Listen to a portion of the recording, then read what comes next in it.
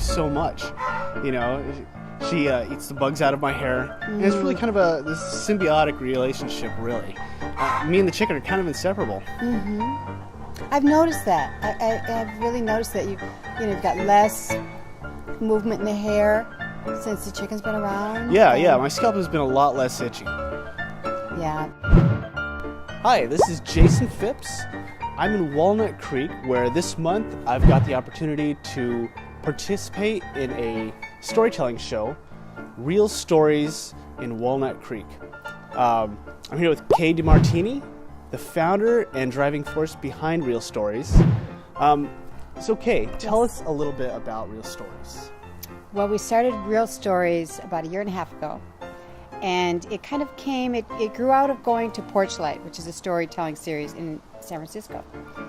And I enjoyed it so much, I wanted them to come out here and start it, and they wouldn't.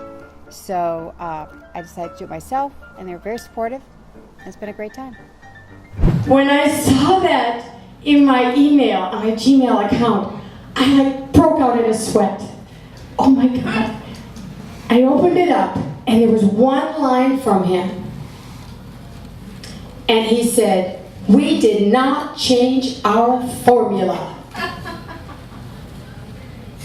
And then I thought, I think you did. I'm waiting for her to kind of like look away, and she's like, "How do you like it?" It's really good. Waiting for her to kind of look away. So when she looks away, I just pulled his hair right out of my mouth, and I just kind of like, put it behind my back. And I'm like, $1,000?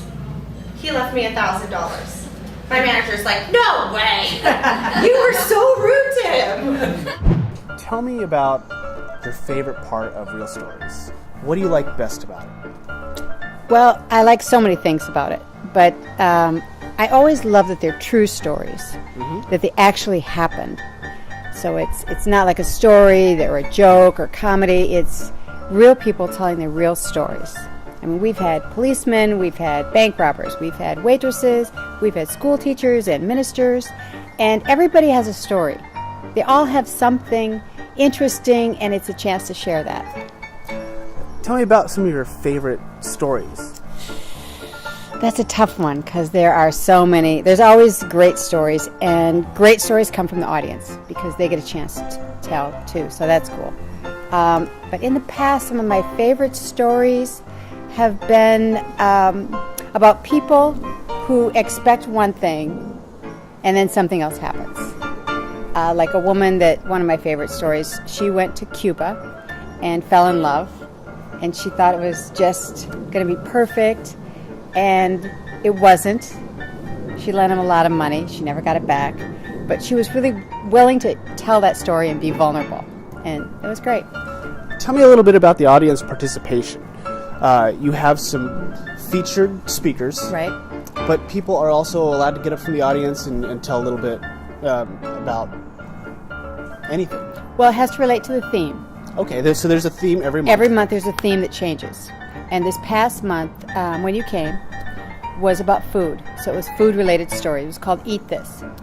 And all the stories were things that happened when people ate food or something unexpected.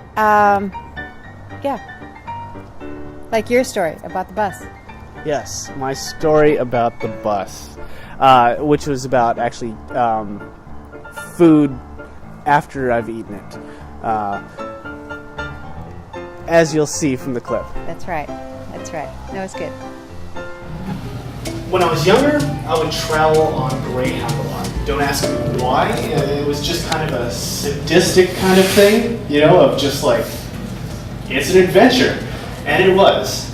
Also, when I would travel, I would lose my appetite. And one of the things that I would cope with that, I would drink a lot of milk. Because milk is, it's very comforting, it's delicious, and what goes well with milk?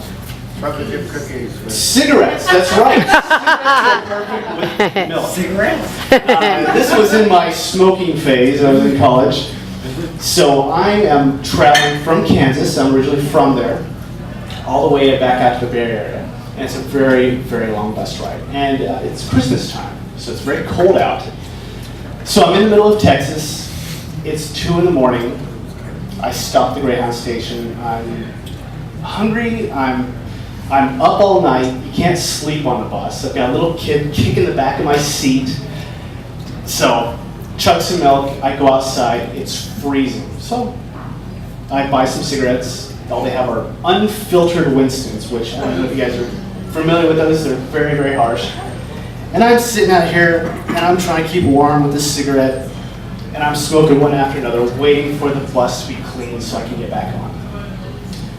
Well, apparently my body doesn't like the cigarettes and the milk together, so, it's starting to rumble a little bit in there, and I walk into that little cafe that they have, and this lady's there, and she's mopping the thing, and she's at the end of this hallway, and she just finished mopping it.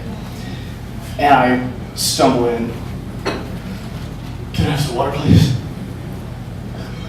And I just vomit all over the place. But I do this. Like I'm sneezing. Like I'm covering a sneeze. But fluid doesn't work that way. It's not like, oh yeah, pardon me. It kind of bounces back on you. So I vomit all this milk all over myself. And this lady, I look up and this lady is just looking at me incredulously. I just mopped that! And I just kind of stumble around. I'm like, sorry. How many napkins? She shovels me out of there, and just then, loading. So I stand in line for the bus, just completely dripping. And I go to the front of the line and I say, vomited on myself. And the guy says, you're not getting on the bus like that. And I'm like, when's the next bus? Tomorrow. So I ask, can I go on? Can I get my stuff? And the guy goes, you're going to have to talk to the baggage handler for that. So I go and talk to the guy. He, of course, takes one look at me, opens up the thing, says, do you see your bag? No, it's probably in one of the, too bad. Oh no, that's all my clothes. So I wound up, I had a day pack with me, with an extra shirt, thank God. And I'm trudging, the bus leaves. It leaves without me. It's now past 2 o'clock in the morning in a small town in Texas. I'm covered in vomit. And I don't know what to do or where to go. So I'm walking around in the freezing cold until I find this little motel. And the guy actually lets me check in, So I'm there, I'm washing off my clothes. And topically, I got the chunks washed off. So you can't do a very good job in a Motel 6 bathroom at 3 in the morning by this point. So I get back on 5 o'clock in the morning, 6 o'clock, something like that. I trudge back to the Greyhound station.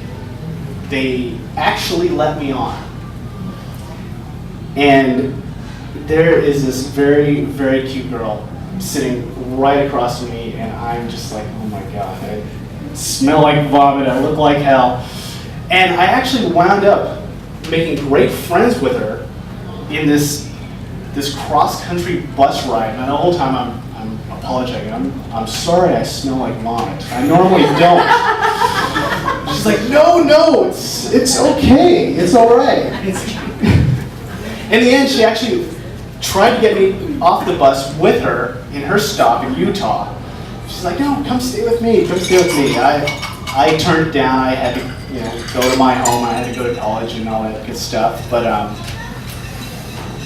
that was pretty much the worst bus ride. I mean, it turned out good, but that was the most interesting one. How much time do I got left? No, I think you're it. That's good. That's it? That's it. All right. This has been Jason Phipps with Kay DeMartini in Walnut Creek, talking about real stories. Do you talk to the chicken? Could you hold it down?